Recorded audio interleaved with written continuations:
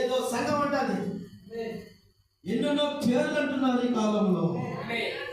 వయసులో ఎన్ని ఎవరు అంటాడు? సామ్యాలు చెప్తున్నాడు సంఘానికి, మాది క్రీస్తు సంఘం, మాది దేవుడి సంఘం, మేము ఫలానా మనిషివి, మనం అందరం మనం ఇలాగ ఇంటూనే ఉన్నాము, మేము ఫలానా మనిషివి, మేము ఫలానా సంఘస్థులవి, మేము దేవుడి సంఘంలో ఉన్నాం, మేము వధువు సంఘంలో ఉన్నాం, మేము సంఘశాఖలో ఉన్నాం, మా సంఘం పెద్దది, మా సంఘంలో చూడు ఎంతమంది ఉంటారో, మా సంఘంలో చూడు ప్రార్థనలు ఎలాగుంటారో. కానీ మీ సంఘంలో ఎవరున్నారు? మీ సంఘంలో కనీసం ప్రార్థన రాదు, మీ సంఘంలో కనీసం పాటలు పాడలేరు, మీ సంఘంలో సక్కరగా ఆ పాస్టర్కి ఏమీ తెలియదు అని ఈ కాలంలో కూడా మన చెవులలో పడుతున్నాయని విలేని వారిని ప్రణవం పొందిస్తున్నాడు. వారికి పడుతున్నాయి మీ సేవల్లో ఆ మాటలు.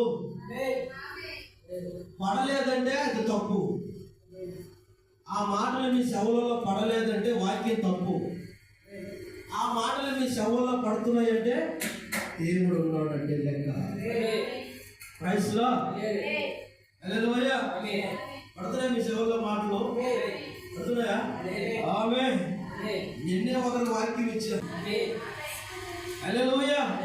కానీ వాళ్ళది మంచి సంఘం, వాళ్ళది గొప్ప సంఘం, వాళ్ళది దేవుడి సంఘం. కానీ సామ్యాల సంఘం వ్యభిచారి సంఘం, సామ్యాల సంఘం గొప్ప సంఘం, సామ్యాల సంఘం ఏమీ తెలియదు సంఘం. సౌనం సామ్యాలకి ఏమీ తెలియదు. సామ్యాలు ముసలివాడు, సామ్యాలు బలహీనుడు, ఆయన బిడ్డలకి ఏమీ తెలియదు. హల్లెలూయా. మన దేవుడికి ఏమీ తెలియదు, అందుకే మనకు కూడా ఏమీ తెలియదు. కానీ ఒక్కడు తెలుసు, వస్తే రక్షిస్తాం. ప్రైస్లా వస్తే ప్రాణమైన పట్టి వాళ్ళని లేవనెత్తుతాం. ఒకళ్ళు లేవనెత్తలేకపోతే వాళ్ళ కోసం ఈ ప్రాణమైన ఇచ్చేస్తాం. అది మన సంఘం. మనకంటూ ఏమీ లేదు, మనకంటూ బలం లేదు, మనకంటూ శక్తి లేదు, మనకంటూ విద్య లేదు, మన శాపగ్రస్తులమి, మన వ్యభిచారులమి. మన దేవుడే వ్యభిచారుడు అండి, మన దేవుడే శాపం పట్టిన వాడండి, మన దేవుడే దెయ్యం పట్టిన వాడండి, మన దేవుడే భూతం పట్టిన వాడండి, మన దేవుడే వ్యతిరేకుడు అండి, మన దేవుడే తిండిపోతాడు అండి, మన దేవుడే దేశ దేవుడు అండి. మరి ఆ దేవుడి బిడ్డలు ఎలా ఉంటారు? హల్లెలూయా. ఎలా ఉంటారు? ఆయన పోలికలుగా ఉంటారు. ఈ తండ్రికి ఏ పేరు వస్తున్నదో ఆ పేరు నీకే వస్తుంది. నీ తండ్రికి ఏ పోలిక ఉన్నదో ఆ పోలిక నీకే ఉంటుంది. కానీ వాళ్ళు పెద్ద గనులు, వాళ్ళ పెద్ద సంఘం, గొప్ప సంఘం మాది అంటారు. మాది దేవుడి సంఘం, మాది క్రీస్తు సంఘం, మాది.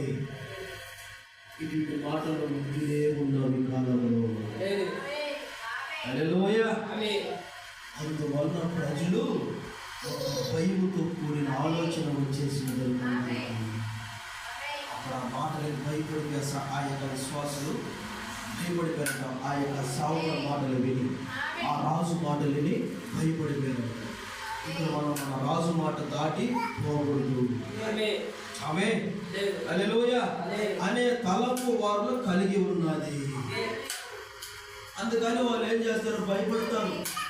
నువ్వేమిలే, ఎవరన్నా ఇబ్బందులు పడుతున్నారు, ఏదో సంగతులు వాళ్ళు కాడపోయి ఏం సిస్టర్ ఏం పెడతారు, ఒకరోజు మా సంఘంలోకి రాకూడదు. ఆమేన్. నీలో ఉన్న బాధ, నీలో ఉన్న దుఃఖం, నీలో ఉన్న దీంట్లో మొత్తం వద్ది అని నువ్వేమంటావు. ఎందుకంటే నీకు తెలుసు కదా నా సంఘంలో పరిశుద్ధాత్ముడు ఉన్నాడని, నా సంఘంలో సామ్యాలు ఉన్నాడని, నా సంఘంలో యేసుక్రీస్తు ఉన్నాడని నీకు తెలుసు అండి. హల్లెలూయా.